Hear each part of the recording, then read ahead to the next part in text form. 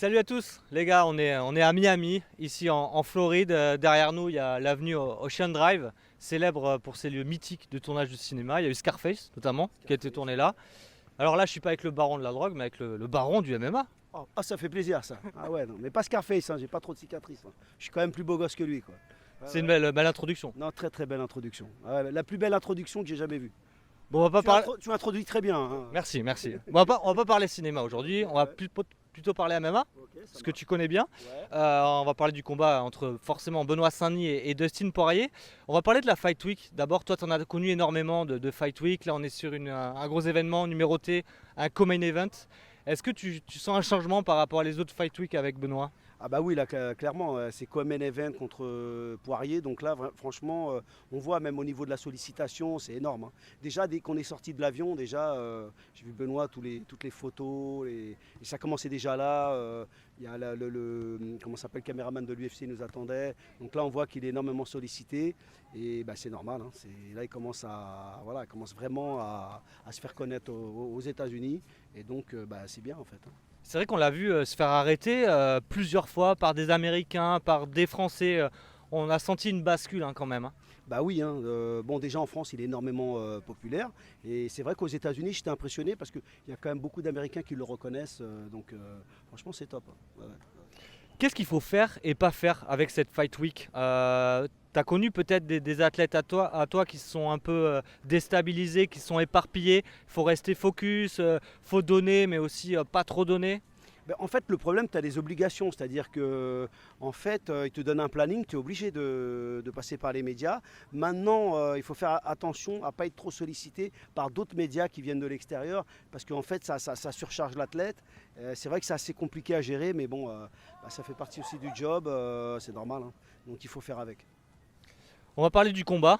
Benoît, dans plusieurs interviews, il dit que voilà, ça va être une guerre, ça va être un gros combat, peut-être un vrai banger de l'année 2024. C'est vrai qu'en face, on a quelqu'un qui frappe et qui encaisse beaucoup. À quoi on peut s'attendre, Daniel? Ben, franchement, un combat, ouais, un combat engagé parce que les deux, c'est à peu près un peu le même style, je veux dire style agressif. Ils aiment bien, bah, c'est deux bangers quoi. Donc ça va être un combat engagé et je peux vous assurer que Benoît, comme d'habitude, quoi qu'il arrive, il va pas te décevoir. C'est ça aussi que l'UFC aime, je trouve. Ils investissent sur Benoît parce qu'ils sont jamais déçus avec lui dans ses combats, dans son attitude. On voit que Benoît, il a jamais rien, il abandonne jamais. Et ça, c'est aussi la touche BSD et la Team Warin, non?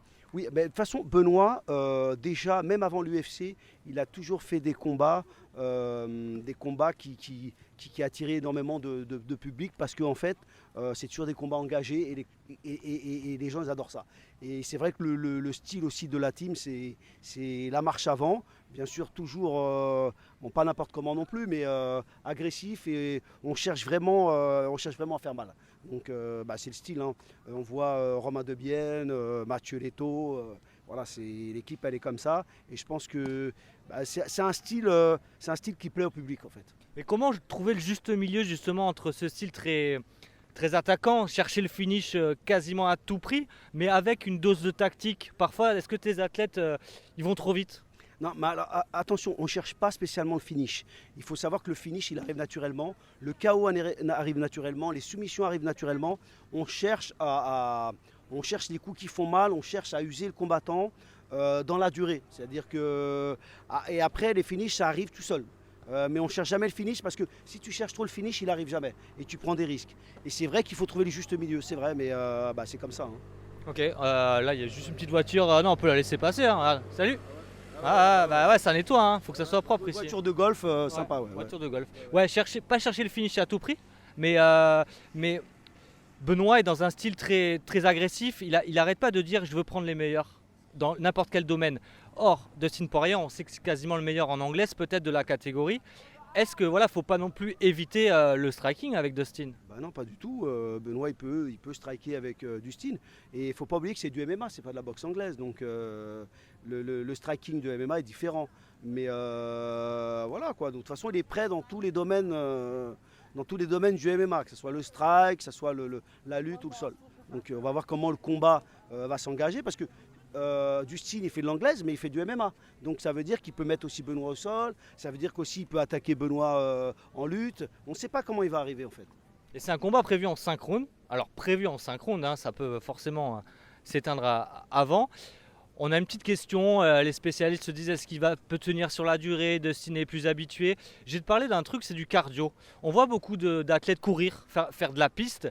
Et nous, on n'a jamais quasiment vu Benoît faire un footing. Toi, c'est pas non plus ton truc d'envoyer tes athlètes faire des footings. Ben, en fait, tu fais de la piste quand tu fais de l'athlétisme en fait. Nous on fait du MMA, donc les gars qui font de la piste, continuez les gars, peut-être vous allez, je sais pas, peut-être vous allez faire les JO à Paris, peut-être c'est possible, ils se préparent pour les JO, c'est possible. Nous on fait pas de piste. Moi, franchement, tous les combattants que j'ai entraînés, même que ce soit les Anderson, les Dan, les Machida, je les ai pas vus faire de la piste. Hein. Je pense que ça sert pas à grand chose en fait. Tu adaptes tes entraînements au cardio en fait. En fait, le cardio que je mets en place, c'est le cardio MMA, hein, contre la cage, au sol, le striking, en mixte, ce qui se passe dans la cage. Donc non, on va pas s'épuiser à faire autre chose. Maintenant, courir, ça fait pas de mal. Mais la piste, faire des 100 mètres et tout, non, je laisse ça pour les, voilà, pour le, comment ça s'appelle, l'athlétisme. Il y a les jeux en plus. En plus, il y a les jeux, ouais, c'est vrai que c'est. Oula, il y a un avion. Ah ouais, il y a un avion, ça arrive peut-être pour le fight de Benoît, les Français. À mon avis, ils arrivent en force. On attend beaucoup de Français d'ailleurs. Hein. On en a croisé là tout à Il y en l'heure. a plein, ouais, ils sont venus en force et ça fait plaisir. Franchement, ça fait chaud au cœur. Si ça se trouve, il y aura plus de Français que d'Américains dans la salle. Ouais, ce serait ouf. Ah bah ouais, on sait jamais. Hein. Demain, c'est la conférence de presse, enfin ce jeudi en France. Est-ce qu'il y a une petite surprise qui se prépare? Alors Benoît, je sais qu'il n'est pas très surprise, hein, mais non, il n'y a pas une petite phrase qu'il peut envoyer? Franchement, j'en ai aucune idée. Il est très secret. Hein. Ouais, Benoît, il est spontané, peut-être, je sais pas, mais nous on prépare rien. Hein. Ce qui est important, c'est le combat en lui-même. Hein. Maintenant, la conférence de presse, non, il n'y a rien de spécial. Hein. Non, mais on peut perdre un fight parfois sur la Fight Week. Des fois, ça rentre dans la tête et on sait que Dustin Poirier, McGregor, il est rentré dans la tête sur le premier, quoi. Ouais, non, mais Benoît, c'est pas du tout son style. Hein. Benoît, il est très posé. Non, il va pas faire du trash talk comme les autres.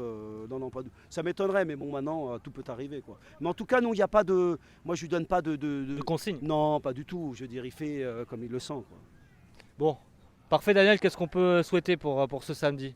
Une victoire, hein, et on va essayer on va faire de notre mieux pour ramener la victoire pour la France. Hein. On essaie de représenter le MMA français à l'international du mieux possible et on remercie aussi tous les fans. On sent qu'il y a beaucoup de monde avec nous et ça fait plaisir, ça nous donne de la force et en tout cas on va tout faire pour ne pas vous décevoir. Merci Daniel. On rappelle que les conférences de presse et les pesées officielles sont à voir en direct sur Twitch et rendez-vous ce samedi pour la soirée l'UFC 99 à partir de 23h30 sur RMC Sport 2.